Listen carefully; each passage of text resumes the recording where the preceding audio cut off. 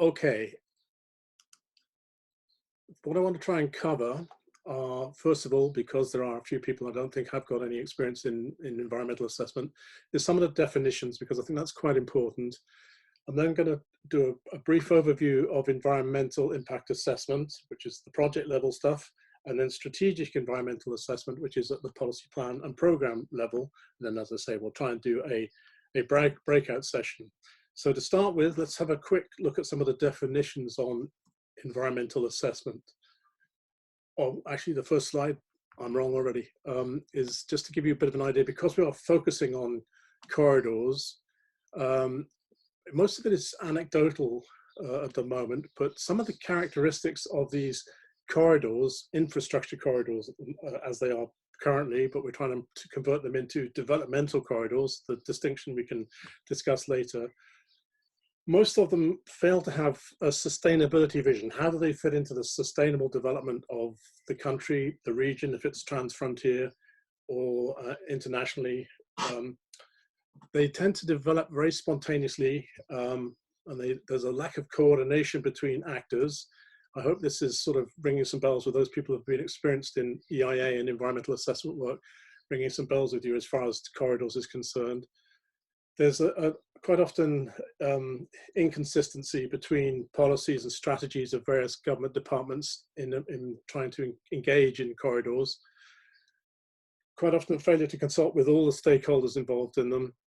Failure to build in resilience and adaptation to climate change, but other things as well. And so the list continues. That's the negative side of it.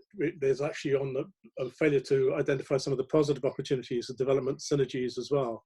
And a lot of the decision making, particularly I think in East Africa, is very much secretive and opaque as far as particularly the strategic level of corridor development is concerned.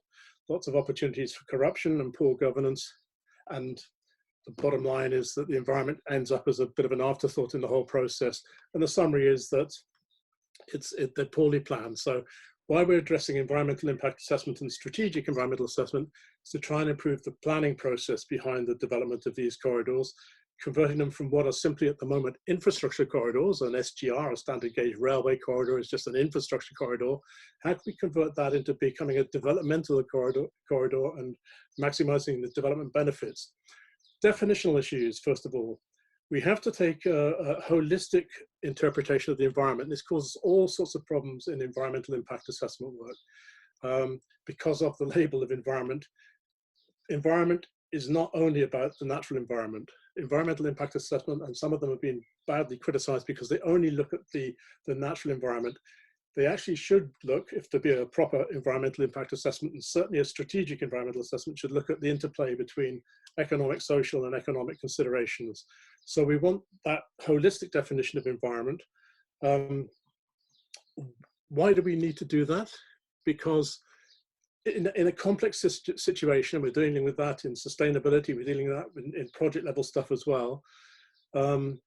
If you try and address one part of the complex environment in which you're working, you might well solve the problem there, but you might actually move it. So you might come up with an environmental solution, but move it into the social or the economic domain. So you don't actually solve the problem, you push it onto one of the other facets of environment.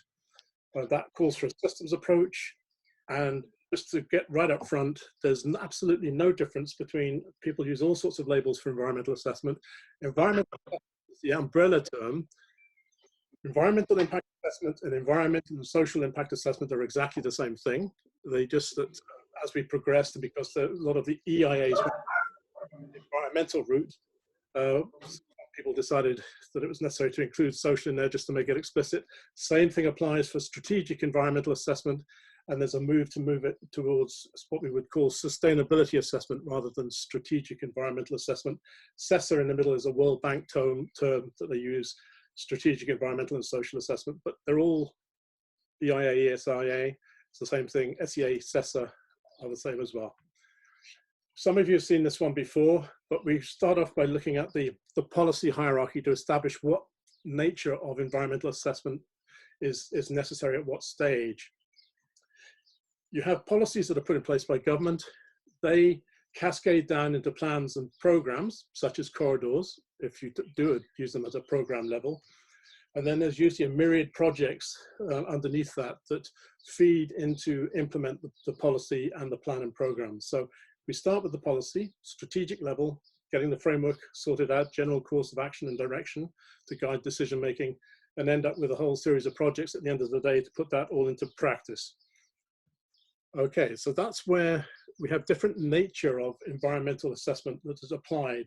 Strategic environmental assessment is applied at the policy, plan, and program level for reasons we'll come to.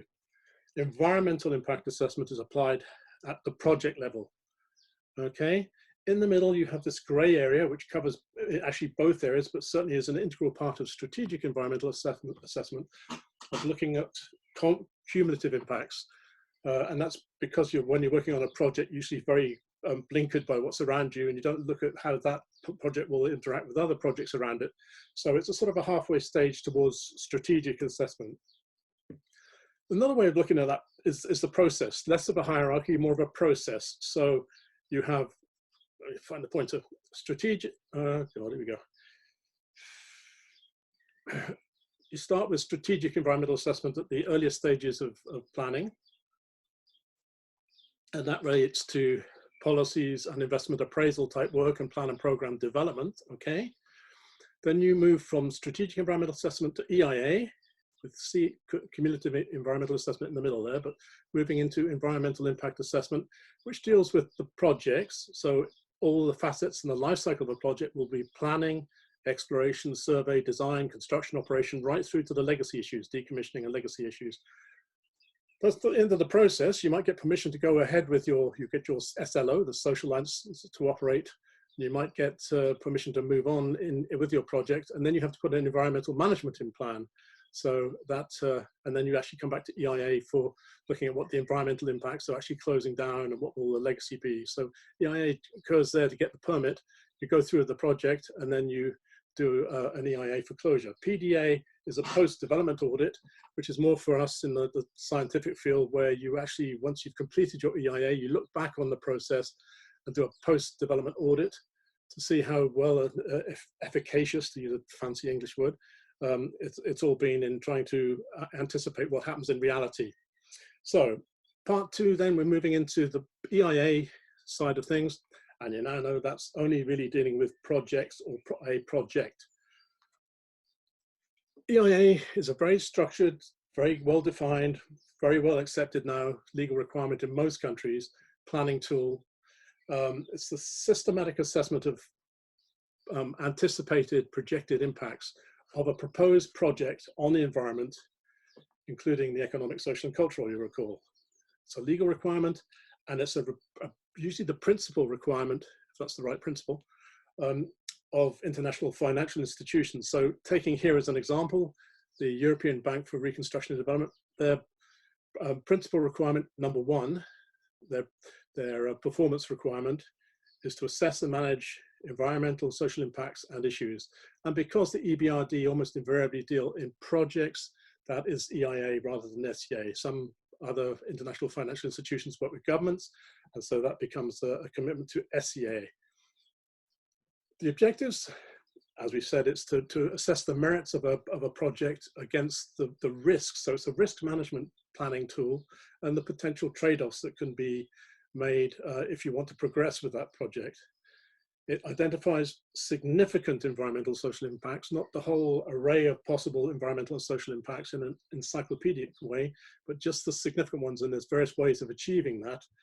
And it really, at the end of the day, if you want to go ahead with a project, it tries to identify how you can do that to maximize the positive impacts. Remember, I'm not only looking at negative impacts with EIA. How do you maximize the positive impacts, and how do you minimize the negative impacts and get a nice balance between the two? A nice outcome. And if you don't decide that the project is just too touchy to go ahead with, you can recommend conditions for project approval. And of course, throughout that whole process, you have to ensure that the stakeholders are involved throughout the life cycle, from strategic planning right through to legacy issues. Sometimes that might be a contractual arrangement, but in EIA, it's usually a voluntary thing, trying to make sure we do get to the people that matter, the interested and affected parties. And the bottom line is that we need to try and give decision takers, why is it doing that? enough information to come to a decision. The risk management side of it, the benefits of EIA are that it identifies areas and communities and probably economies as well that may be too sensitive to accommodate a proposal, in which case that's a fatal flaw, and the decision of the EIA will be not to go ahead with it, with the project or the proposal.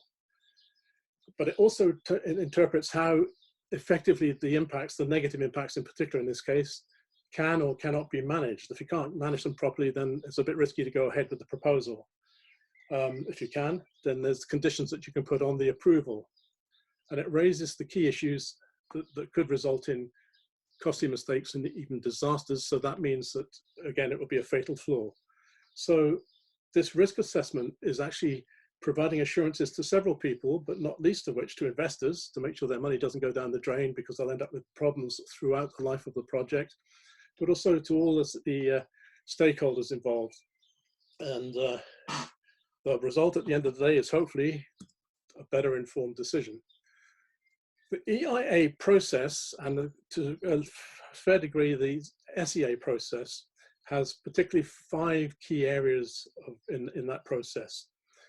Screening, which is really a government activity, and a preliminary consideration of the proposal to see what level of environmental impact assessment you want. Corridors will invariably have a comprehensive EIA, but it could be a situation where you say, okay, look, let's do a light touch EIA just to play safe with this one, okay?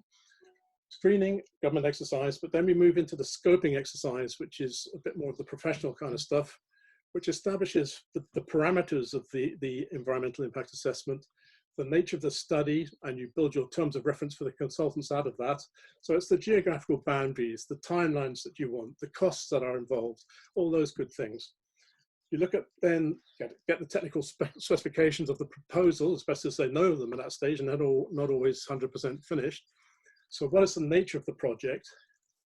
And then also, as a reflection of that, where that project is going to be imposed, what's the situation there? The environmental, social, economic, cultural, and every other kind of aspect of that situation. So you do a quick situation analysis, and you involve all the time the stakeholders, figuring out who is important and who, make sure you don't miss the vulnerable and marginalized peoples in the communities. The core part, of course, of EIA is the impact analysis, which involves various activities. First of all, collecting all the information you can on the baseline data of communities, economy, and environment. You then predict the potential impacts throughout the project lifecycle, not just for the planning stage, and evaluate the significance, as I've mentioned. There are various techniques which we don't have time to go into here. Some of you will be familiar with them, that you can use to do that in an objective fashion, trying to identify what is significant, trying to make sure you covered everything. Checklists, matrices, overlays, none of them are particularly complicated, but they act as platforms for discussions and having stakeholders sitting around a table discussing all of this. Out of the impact analysis, now you know what the impacts may well be, you have to put management measures in place. And the key part of that is to look at alternatives and which would be the most environmentally benign option that you could use to make sure there was less impact on the environment while still maximizing the positive impacts. And the end of the story, in EIA at least, is a report comprising recommendations to decision makers. Identifying impacts is a very easy thing to say, but there are many different kinds of impacts. Positive and negative are obvious. Impacts have great magnitude, maybe not so big magnitude, significance, but you have to weigh the balance of the one against the other. I'll come back to this in a minute.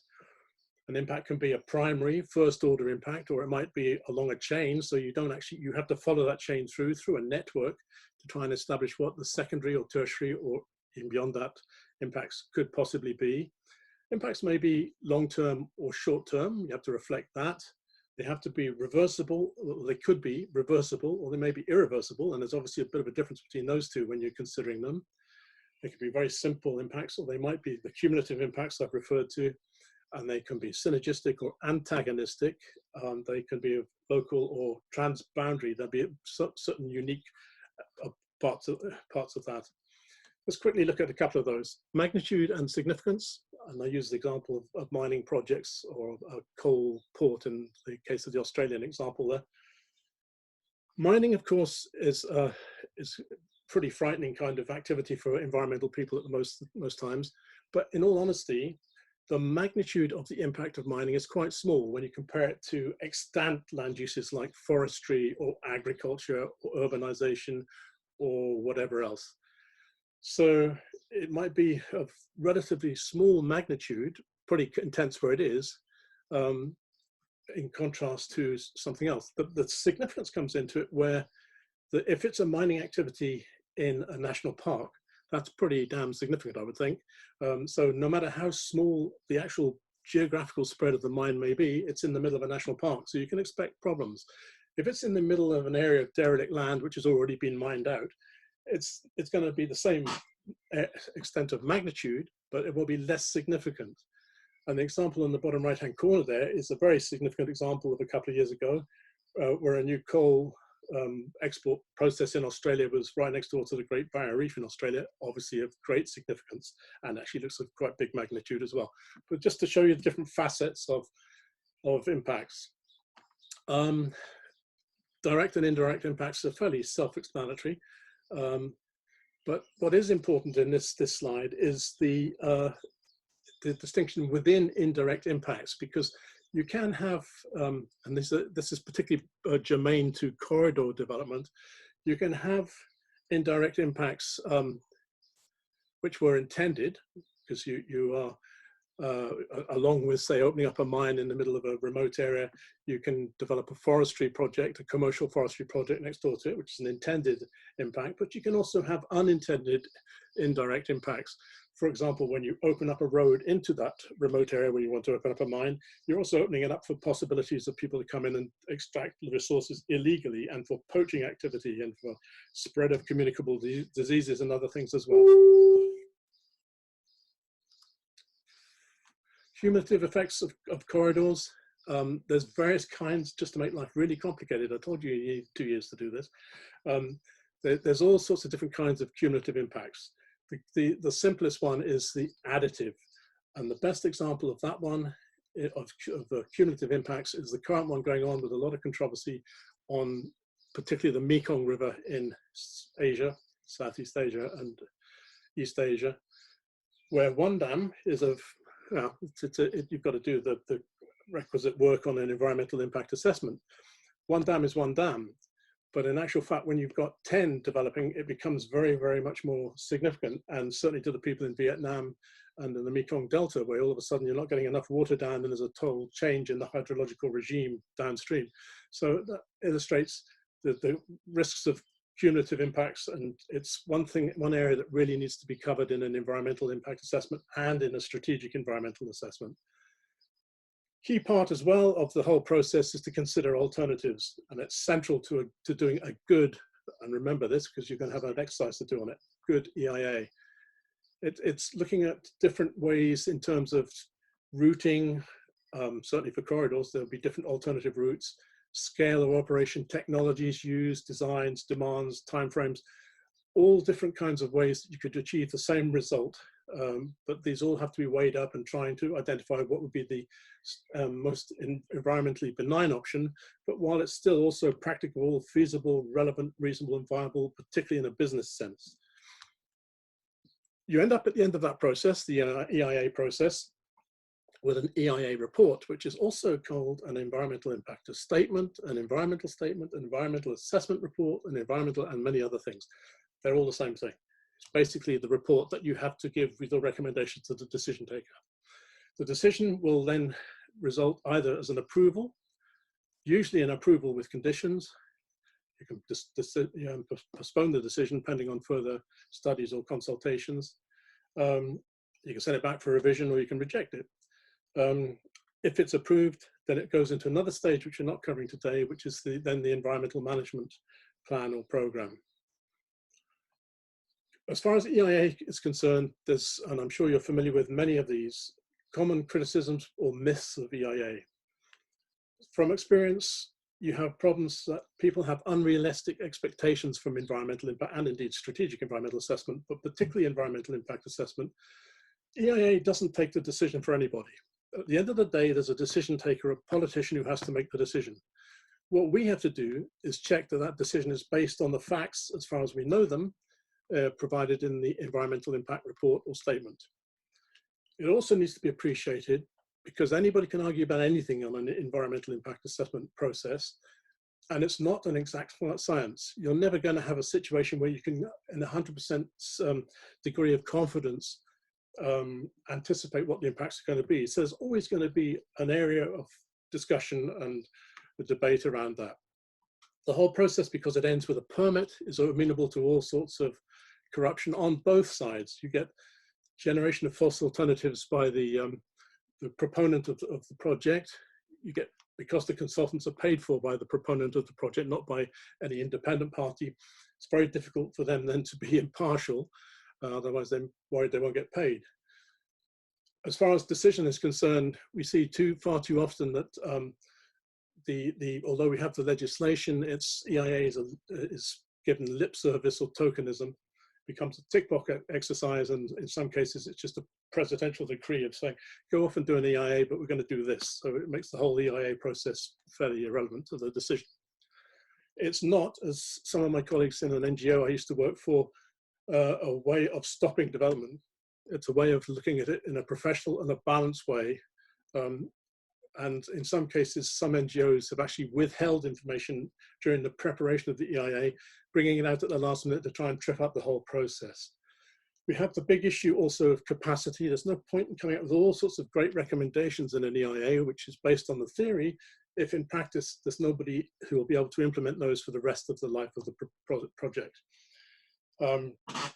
And there's all sorts of process-related issues there as well, which you can revisit at your leisure when you get this sent to you. The key criticism, perhaps, of EIA is it's too late in the decision-making process to have any meaningful influence on decisions. So I'm going to skip this, I think. What are we doing for time? No, I'm going to skip the case study. Some people have seen that already. Let's go straight through to the strategic environmental assessment and try and handle that. We're back to this diagram now, but we're highlighting up the stream, up the decision-making hierarchy to strategic environmental assessment. Strategic environmental assessment isn't one approach, because you're dealing with many different situations and circumstances. It's a family of approaches, and it uses a variety of tools, one of the main ones being scenario analysis, scenario planning. What strategic environmental assessment does is try to fill the vacuum that exists at the moment and has existed in the past at the strategic level of putting environment in there somewhere, because it's usually ignored, and people will say, oh, don't worry, we'll do an EIA later on, but let's get the more important decisions, investment decisions made up front, the policies, the plans, and the programs. Let's leave the environment until later on, where so it becomes tacked on and an afterthought in the whole process. And trying to put this into a demonstration of the process of what we're trying to do to improve the situation and move from strategic environmental assessment ultimately to the thing I mentioned in passing, sustainability appraisal. It's a question of also moving from mainstreaming environment into the strategic discussion to upstreaming it effectively into that strategic discussion. So what we have here is the pretty much where we are at the moment. This is the strategic discussion process at the moment. It's dominated by economics, social's in there, but the natural environment now, using it in its limited definition, is usually fairly limited in the discussion, but it is at least in there. So we've mainstreamed it a little bit in there. Moving on to the next best stage is that they're all treated pretty much independently, but with the same degree of seriousness. Sustainability appraisal, when we upstream it effectively, is looking not only at putting them all together in a box, but also looking at the interactions between them. So it's a far greater look at the interactions and interplay between the various dimensions of sustainability in strategic environmental assessment. Why do we do that? Because we don't want to end up at the EIA project stage when all the key decisions have been made. So we're really trying to just patch up the problems a bit later down the decision-making process. Also, that's some of those strategic decisions will be irreversible. So by the time you get to the project stage, there's so much money and effort being invested in it, and they're never going to change a decision that's been made. And it's actually very difficult for the same reason to actually have a no-go option at the project-specific stage. So you end up quite often in a situation of conflict with communities, with professions, with NGOs, with civil society organizations, and there's a lack of trust between all of these entities. SEA can be introduced at many different levels. It can be at the macro level, strategies and plans and policies, policy development and reform, national sector development plans, spatial development programs and plans, transnational plans. But where we're interested is SEA is most appropriate at the corridor level. Programs and plans. So, okay, so we are not, if we're looking at EIA, we're usually looking at not at a corridor, an EIA of a corridor. At the moment, whether it's right or wrong, we're looking at an EIA of an infrastructure development. When there's a series of them and a series of objectives, it moves up to become more of a program or a plan. So that's where SEA comes into its own. Okay, the benefits of SEA, we're nearly through. Benefits of SEA are to, and it's to recap a little bit, elevate environmental considerations to a stage when all the options and all the alternatives remain open. We're looking at ways of looking at the interlinkages between economic, social, and environmental. You should do that at the project stage, but it's much more effective at the strategic stage. SEA helps identify the most sustainable futures and how a corridor can fit into that sustainable future through scenario planning, amongst other things. It creates a platform to engage people who are involved with the principles. We define the people that we try and involve as interested and affected people. And I try to draw a distinction there where the interested people tend to be in the capital city somewhere, in universities, and they've got a very definite interest in the strategy that's being developed. It's less interesting at the strategy level for people in communities because we don't actually know where the thing may actually take place. But when it comes to the project level, they get intricately involved and they should take the ascendancy in the discussions. SEA helps look at consistency between policies, plans and programs. And it encourages government departments to do that, work together. It's actually a contribution to good governance as well, SEA, much more so than EIA, because it encourages greater transparency, openness, inclusivity of people in the decision-making, strategic decision-making, and accountability for strategic decisions, which quite often, to be honest, are now made more often not behind closed doors in secrecy.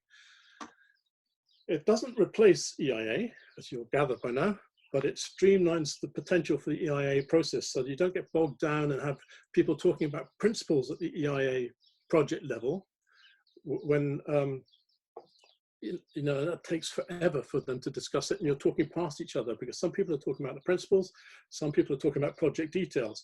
Sort out the principles before you get to the project details and then you've already agreed half a dozen key directions for the process to follow. And it, like as with the EIA, contributes to quality.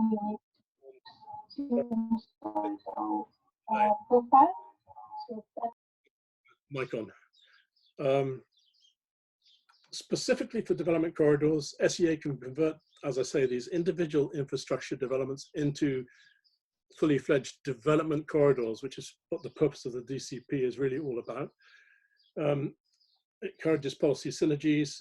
It lines corridors with the broader sustainable development goals in the country and also internationally. And it ensures one of the things that's clearly absent at the moment, a sustainability vision underlies a corridor program. And a couple of myths as far as SEA is concerned. There's no recipes or blueprints. There's only principles and procedures that you can follow. So don't look for the Bible of SEA. It depends very much on what you're dealing with, and it's so much more diverse what an SEA deals with compared to an EIA. It has to be tailored to the situation in which you're applying it. The goal of an SEA is not a well-done SEA report. the process sometimes in SEA of involving people and getting integration in that decision making is far more important than any report at the end of the day. If the process has been effective and agreement on recommendations, it's not going to make a very sexy report, but it's the process has been very successful. It doesn't reproduce EIA requirements at the strategic level. It brings in new people who are not necessarily environmental professionals, because we're looking at the 3 dimensions and how they interplay. So it has policy analysis at its heart. It means part of the EIA process can be pushed up into the strategic level, but not all of it. It's not always easy to identify when you've done a successful SEA or SEA process, for the reasons I mentioned before, but because one of the objectives of SEA is to ensure you integrate into the existing planning system, and also the benefits when you're working on SEA are actually not really well defined in terms of time.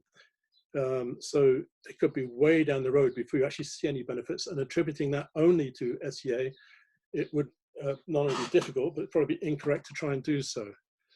Okay. So summary slide. Principles for SEA, replace any blueprint. Nothing great, no great surprises here. It's got to be integrated. It's got to be led by a sustainability vision. It's got to be interactive and participative. It's got to be timely, early enough in the decision to be able to affect those decisions. It's an iterative process. It's not a linear process. It's got to, at the end of the day, have influence and impact. Final slide for now. What's the difference between EIA and SEA? It's a summary slide, a recap slide.